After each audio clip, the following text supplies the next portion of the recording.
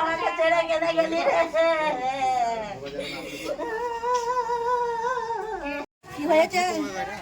আমরা কালকে এলাম তো, নিয়ে ছেলেটা ঘরে ছিল, নিয়ে এলাম, নিয়ে ফোন করে জিজ্ঞেস করলাম যে কী ওর বললো যে বাবা কেমন আছো? বলছে আমি এখন একটু ভালো আছি রে, আমি ভালো হয়ে গেছি। নিয়ে কাঁদতে লাগলো। বললাম কেন কাঁদছিস কেন? বলছে এমনি ভালো লাগছে না। বললাম কেন? বলছে ওরা ঘরে কেউ নাই, আমি একা আছি, কদিন থেকে রান্না বাড়া কিছু করি নাই, আমি খাই নাই, ও তো কবে আসবে না আসবে জানি না, কদিনে গিয়েছে আমাকে ছেড়ে। নিয়ে ওই সব বলা হলো, নিয়ে এলাম আমরা মা বেটা তারপর এলাম দৌড়ে। নিয়ে বলছে আমি বলছি যে চলো রামপুরহাটে সবাই মিলে কাজে যাবো, আমার বন্ধুরা গিয়েছে। কে বলছে রামপুরহাটে যাবে? এই আমার ছেলেটা বললো যে রামপুরহাটে কাজে যাবো, এখানে টোটাতে কোনো কাজ।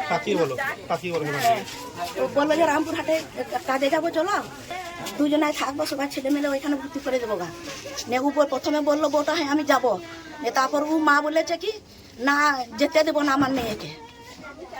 হ্যাঁ, ও বলেছে ও যেতে দেবো না, আমার দাদু তো বললো। হ্যাঁ, তারপর ওই হলো ঠিক আছে বসলো।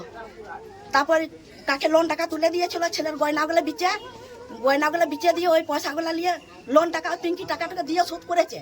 এই মাসে শোধ করলে আর পরের মাসে কি শোধ করবে, ওইগুলো আমাকে বলছিল কালকে। আমার কি মনে হচ্ছে আপনার? কি মনে হচ্ছে কেউ কি কোনো রকম অশান্তি কারুর চাপে কি সুসাইড করেছে বা কোনো রকম কিছু করেছে? ঘরে আমি এই ঘরে আমি তো ওই কথাটাই আমাকে বলে, আর কিছু বলে নাই আমাকে। বাড়িতে কি অশান্তি হতো তার ওয়াইফের সাথে? কি জানি ওরা দুজন থাকছিল, আমি তো ওর বাবা শরীর খারাপ ছিল, ওই বর্ধমানকে আমরা এনেছি, ওই বিছানা সব কি চাইছেন তাহলে এখন?